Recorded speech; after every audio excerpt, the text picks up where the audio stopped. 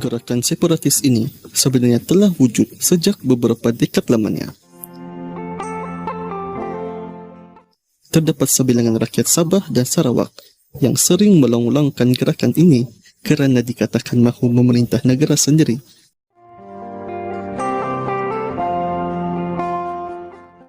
Hai guys, jumpa lagi. Kali ini kita akan mempelajari sejarah gerakan Sabah Sarawak keluar Malaysia.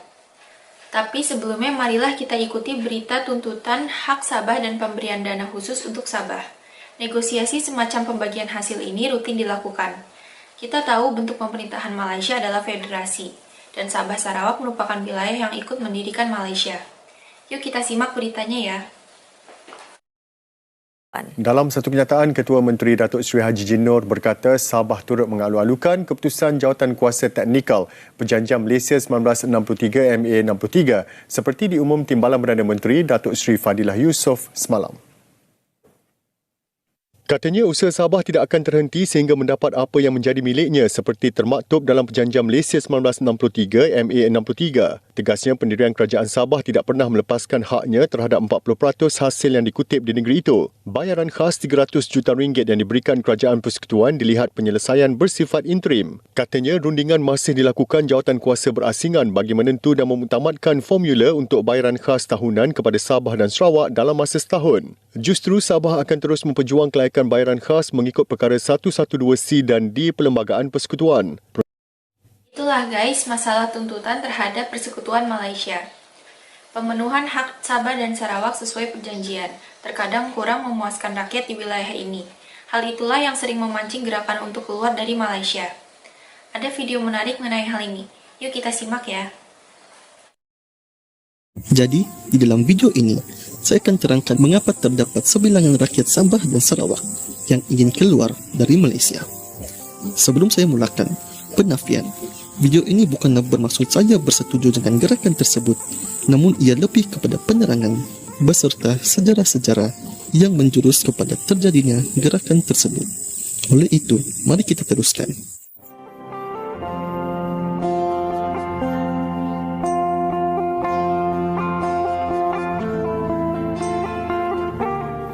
Gerakan separatis ini sebenarnya telah wujud sejak beberapa dekad lamanya.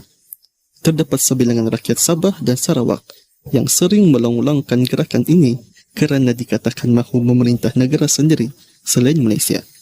Menurut info-info yang diterima, sebenarnya terdapat banyak gerakan-gerakan yang telah wujud, termasuklah terdapat beberapa ahli politik yang menggunakan isu ini sebagai cara dan perjuangan untuk mendapatkan sokongan, terutama untuk golongan Bumi Putera, Sabah dan Sarawak. Namun untuk video kali ini, kita akan melihat sebuah gerakan separatis yang mendakwa diri mereka sebagai sebuah NGO atau pertubuhan bukan kerajaan, dan Kementerian Dalam Negeri pernah mengatakan bahawa gerakan ini telah memberi ancaman buat negara. Gerakan ini mula melebarkan sayap secara lebih meluas dan aktif bergerak dengan dipelopori oleh seorang individu yang bernama Doris Jones. Ia ditubuhkan pada 9 Ogos 2011. Beliau merupakan seorang anak kelahiran Sabah yang menetap di United Kingdom. Menurut sumber, ada yang mengatakan bahawa beliau menetap di United Kingdom oleh kerana faktor perkahwinan dan kerjaya. Gerakan ini telah dilancarkan dan digelar sebagai gerakan SSKM, iaitu singkatan kepada Sabah Sarawak keluar Malaysia. Menurut penerangan Doris Jones melalui sebuah video yang dimuat naik ke dalam YouTube pada tahun 2012, beliau menyatakan bahawa kerajaan Malaysia telah membuat kesalahan kepada Sabah dan Sarawak. Gerakan ini kononnya akan berjuang bersungguh-sungguh untuk menjadikan kedua-dua wilayah ini sebagai sebuah negara yang terbaik. Gerakan SSKM menggunakan platform Facebook, blog dan YouTube untuk membawa lebih ramai orang untuk mendengar tentang gerakan ini. Mereka sering menggunakan beberapa hujah untuk menyampaikan tujuan gerakan tersebut. Hujah-hujah tersebut mengandungi beberapa tuntutan dan isu-isu ketidakpuasan, iaitu yang pertama, isu kegagalan mematuhi 20 perkara untuk Sabah dan 18 perkara untuk Sarawak. Yang kedua, ketidakpuasan dalam isu royalti minyak. Mereka berpendapat bahawa Sabah dan Sarawak sepatutnya mendapat 20% hasil minyak berbanding dengan hanya 5%.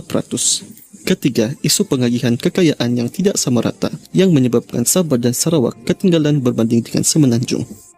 Isu-isu dan tuntutan-tuntutan yang dibangkitkan secara tidak langsung membangkitkan semangat segelintir rakyat Sabah dan Sarawak yang berdakwa bahawa ia sepatutnya dipenuhi atas dasar perjanjian yang telah dibuat, iaitu Perjanjian Malaysia 1963. Sebentar ya guys, kami sudah mengintip grup gerakan Sabah Sarawak Keluar Malaysia di media sosial. Tapi dalam grup ini rupanya tak ada aktivitas yang gawat. Unggahan dalam grup hanya seputar aspirasi untuk memastikan hak Sabah dan Sarawak terpenuhi. Belakangan ini juga ada diskusi mengenai perlunya Sabah menetapkan hari kemerdekaan sendiri seperti yang telah dilakukan oleh Sarawak. Yuk kita lanjut lagi ya. Jika kita lihat dari faktor ekonomi dan pembangunan di Sabah dan Sarawak, tidak dinafikan ia memang telah jauh ketinggalan berbanding dengan Semenanjung. Terdapat banyak jalan-jalan di kawasan pedalaman yang masih belum disiapkan dan berbatu-batu. Ini termasuklah sumber-sumber air yang bersih dan ada kawasan yang masih belum mendapat sumber elektrik. Ini belum lagi termasuk peluang-peluang pekerjaan yang terhad dan juga gaji yang rendah, terutama untuk lepasan-lepasan universiti yang memiliki CG dalam bidang-bidang tertentu sehinggakan mereka sukar untuk mendapat pekerjaan dalam bidang tersebut. Jadi tidak hairanlah terdapat sebilangan rakyat Sabah dan Sarawak menyertai dan menyokong gerakan ini kerana berpendapat inilah satu-satunya cara untuk mendapatkan kemajuan yang diharapkan. Tetapi gerakan ini juga tidak semestinya memberikan kelebihan buat Sabah dan Sarawak jika ia benar-benar direalisasikan. Perlu diingatkan bahawa negara-negara di luar seperti Filipina dan Indonesia yang mungkin akan bersiap sedia mengambil peluang ini untuk mengambil hak Sabah dan Sarawak sebagai sebahagian dari mereka seperti yang terjadi pada tahun 1960-an, terutama lagi dengan isu Filipina yang pernah menganggap bahawa Sabah adalah di bawah wilayah mereka. Sebagai contoh yang mudah, lihat saja negara Timur Leste pada tahun 1975 apabila baru sahaja dibebaskan oleh jajahan Portugis namun diserang oleh askar Indonesia dan justru menjadi salah satu provinsi di Indonesia selama 23 tahun dan hanya berjaya mendapat kemerdekaan pada tahun 2002. Selain itu, faktor masalah kepimpinan dan korupsi juga akan menyebabkan kemajuan pembangunan terbantut. Walaupun telah memiliki sumber-sumber kekayaan seperti hasil minyak. Masih ingat dengan kes rasuah Jabatan Air Negeri Sabah? Jika kepimpinan pun bermasalah dan terlibat dengan skandal-skandal, sampai bila-bila pun kedua-dua wilayah ini tidak akan maju walaupun berstatus sesebuah negara. Kena ingat, proses untuk keluar Malaysia bukanlah perkara yang mudah. Ia melibatkan pelbagai aspek seperti perundangan, keselamatan serta ekonomi. Kita boleh lihat contoh seperti Brexit yang telah berlangsung lebih dari 5 tahun di mana British yang ingin keluar dari Kesatuan Eropah masih di dalam proses rundingan seperti perjanjian dan hal-hal perundangan yang lain. Ini untuk memastikan kedua-dua pihak mendapat keuntungan hasil daripada pemisahan ini.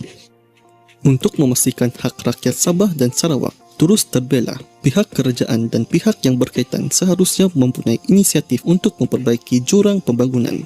Untuk kadar royalti minyak, sepatutnya ia mempunyai rundingan yang sebaik-baiknya untuk setiap pihak sesuai dengan perjanjian yang asal. Dan percayalah, jika isu pokok ini dapat dipenuhi, saya yakin bahawa isu gerakan Sabah dan Sarawak keluar Malaysia dapat dielakkan dan Sabah dan Sarawak akan menjadi wilayah yang termaju dari segi pembangunan, ekonomi dan sosial.